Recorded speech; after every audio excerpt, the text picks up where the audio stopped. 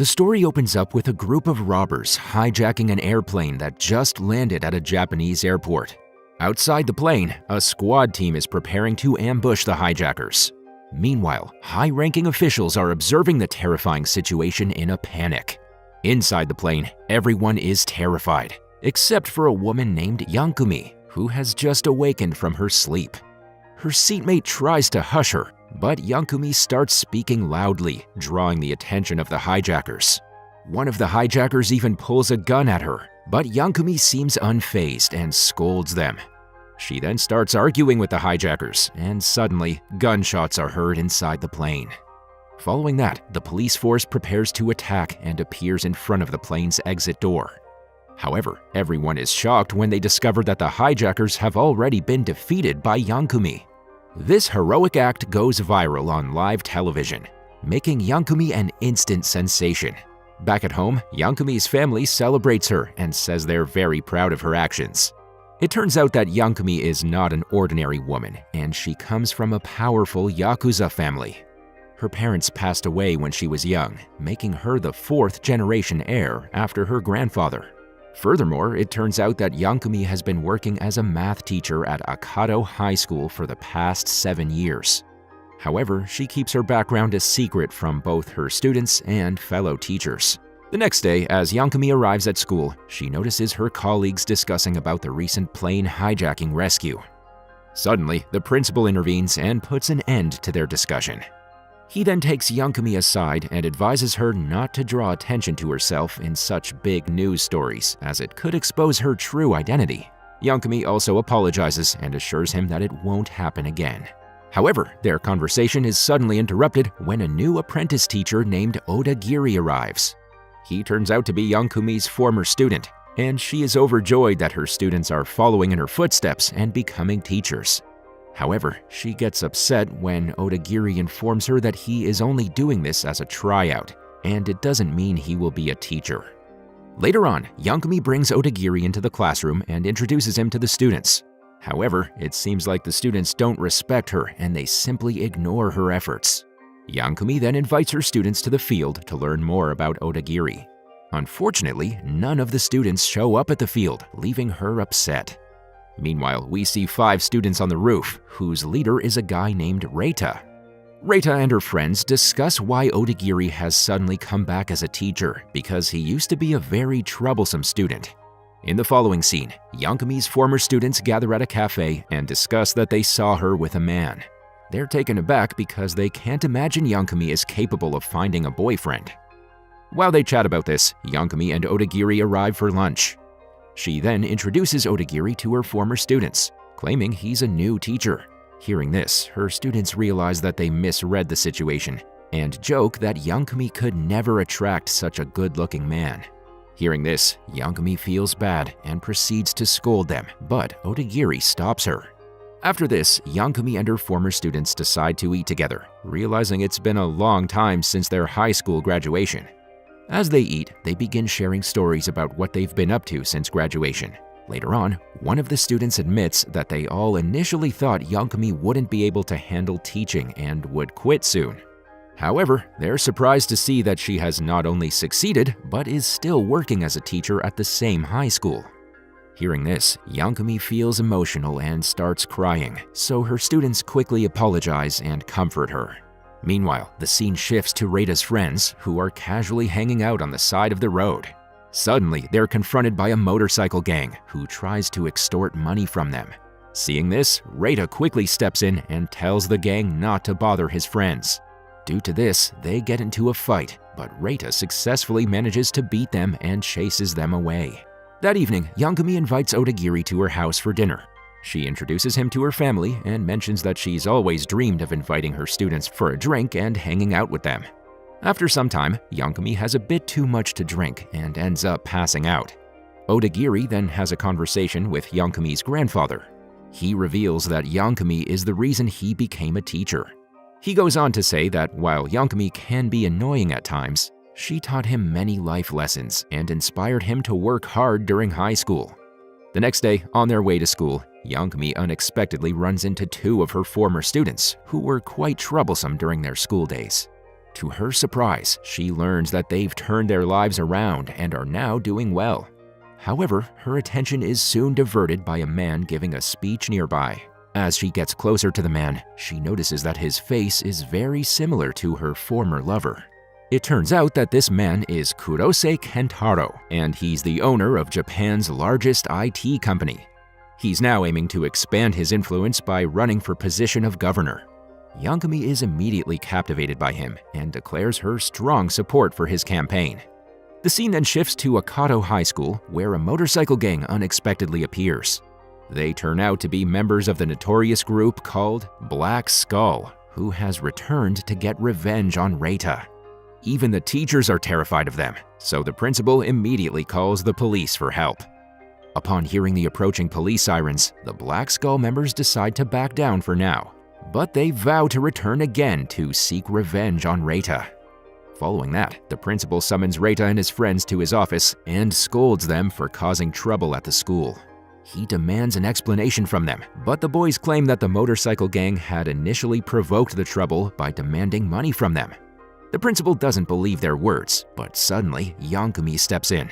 She assures the principal that they're telling the truth, stating that she can tell when they're lying. Hearing this, the principal decides to let the matter go, but tells Yankumi that if her students cause any more trouble in the future, she will be fired immediately. Later in class, Reita and his friends are shocked by Yankumi's willingness to risk her job for their sake. Not wanting to put her in any more trouble, Reita decides to end the matter once and for all. His friends try to convince him not to go against such dangerous people, but Reita leaves anyway. Later on, Yankumi arrives in the classroom with Odagiri and find out that Reita has left to confront the gang. She's disappointed in her students for not stopping him and letting him go alone. After scolding them, she heads out to find Reita. In the meantime, Odagiri confronts the boys and reminds them that if they're true friends of Reita, they should stand by his side no matter what. The scene then shifts to Reita, who has reached the hideout of the Black Skull gang. He warns them to stay away from his school and challenges their leader for a one-on-one fight. However, the leader refuses him and they all gang up to beat Reita. Moments later, the building begins to shake and the wall collapses, leaving a massive hole in the wall. From there, Yankumi arrives and demands the gang to release her student. The gang then turns on her and she begins to beat them one by one. She is still overpowered by them, but just when all hope seems gone, Odagiri arrives and helps her. The two then beat up the group and eventually chases them away.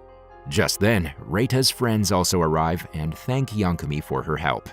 Confused, Reita questions how an ordinary teacher can fight like this. She answers him that she was able to fight because she cares for her students. The next morning, Reita starts treating Yankumi with more respect, and his friends greet her good morning. Seeing this, Yankumi is overjoyed that her students are finally appreciating her. Afterward, some cops arrive at the school, which freaks out Yankumi. She thinks it's about the previous night's fight, only to learn that one of her students, Ren Kazama, is suspected of a drug deal. The teachers claim that this can't be true since Kazama is a very good student. However, the officers reveal that Kazama's wallet was found at the crime scene, and he's been missing since the night before. As the police leave, they ask the teachers to inform them if they come across any information about Kazama. Later on, Yankumi still can't believe that Kazama would be involved in drugs, and she's convinced there must be another reason. So she decides to find him before the cops and heads out. While she's looking for him, she's stopped by a group of people who reveal to be Kazama's friends, who are also looking for him. They split into different groups and look for him all day, but to no avail. In another scene, we see an injured Kazama getting a call from Yankumi. However, after contemplating for a while, he decides not to answer the phone. He then notices a police car, so he hurriedly hides under a bridge. That evening, as Odagiri is about to leave, he hears a voice coming from one of the classrooms. Upon checking, he discovers Kazama hiding there. Shortly after, Yankumi also arrives with other students. She questions Kazama about why he didn't call her, and he says that he didn't want to put her in trouble. He then explains that he had recently found a job of delivering goods, but had no idea what was inside. But last night, he accidentally dropped the package and noticed drugs inside. He then got scared and said he wanted to quit. However, the men then started beating him and only left when the police arrived. Kazuma also ran from there, but unfortunately, he left his wallet behind. Hearing this story, Yankumi asks why he needed the job, and he explains it was to support his sister. She reassures him, saying it's not his fault, and offers Kazuma and his friends a place to stay at her house for the night. Later at home, Yankumi orders her henchmen to investigate this drug dealer. Not long after, they successfully find out that the mastermind behind the illegal business is Kentaro Kurose. He's not just rich, but also incredibly influential, so it's tough to confront him and expose his crimes. Hearing this, Yankumi grows enraged and swears to expose Kentaro's actions to the public. But just then, Kazuma and his friends overhear the conversation and decide to take matters into their own hands to spare Yankumi from further trouble. The next day, Kazuma and his friends head to Kentaro's headquarters in search of evidence. At the same time, Yankumi and Odagiri are on their way there as well. Upon arrival, they witness journalists preparing campaign materials for Kentaro. Afterward, Yankumi and Odagiri try to enter Kentaro's room.